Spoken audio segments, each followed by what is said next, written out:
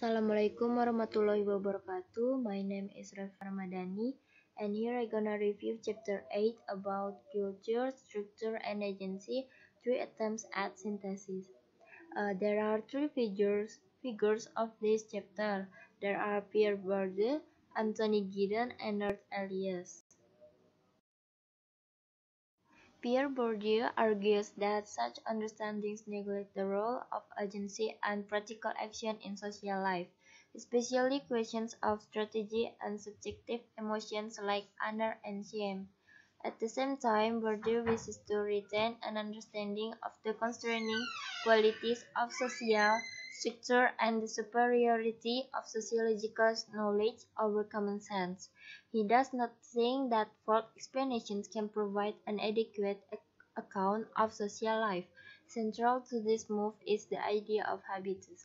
Habitus is the pivotal concept in Bourdieu's effort to reconcile ideas of structure with ideas of practice, a somewhat elusive term because Bourdieu conceptualizes it in various ways. These various aspects of habitus are summed up in the idea that is a durable set of dispositions that are transposable from situation to situation. He writes that habitus is not based on reason, but it's rather like the impulsive decision made by the tennis player who runs up to the net. We do not to think how to hit the tennis ball. Habitus is linked to systematic inequalities in society patterned by power and class. Bourdieu sees cultural capital as a dimension of a broader habitus, and therefore as reflecting the social location of its possessor. Bourdieu attacked the philosophical idea that aesthetic judgments could be made on the basis of universal, was shaped by social location.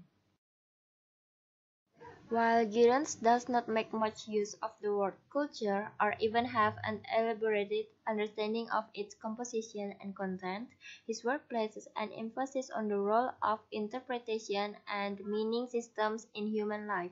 Giddens suggests that action and structure models are equally flawed. Much of social life revolves around practice through which people reflexively defy these rules and research in going about their daily lives. Giddens suggests that structure is both the medium and outcome of action. It is the medium insofar as human action would be impossible or chaotic without internalized skills and knowledge. The idea of structuration captures this image of social life as a reciprocal process tying individual actions to social forces. Aside from sharing a common knowledge or culture, Giddens suggests that there is another reason why human action tends to reproduce the social order. A distinctive feature of Elias' work is that he provides a strongly sociological account of the rise of this new self, with groups competing in civilized ways, all of the favor of the king and for status in courtly society. Elias' theory suggests is that human agency has slowly changed over the centuries.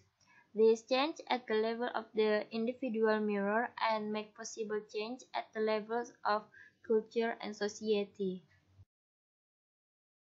Synthesis is the combination of individual material or abstract entity constituent elements into a single or unified entity, as opposed to analysis and the separation of any material or abstract entity into its constituent elements.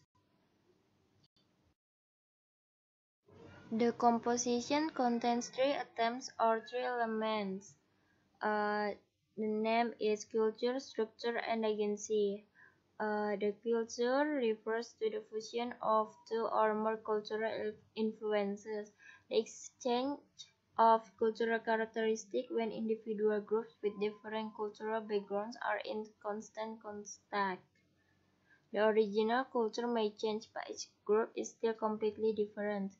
A structure is a pattern social arrangement in society which is derived from and determined by individual behavior, and agency is defined as the ability of individuals to act independently and make their own free choices.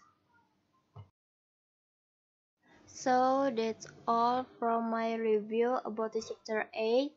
Thank you for your attention. Wassalamualaikum warahmatullahi wabarakatuh.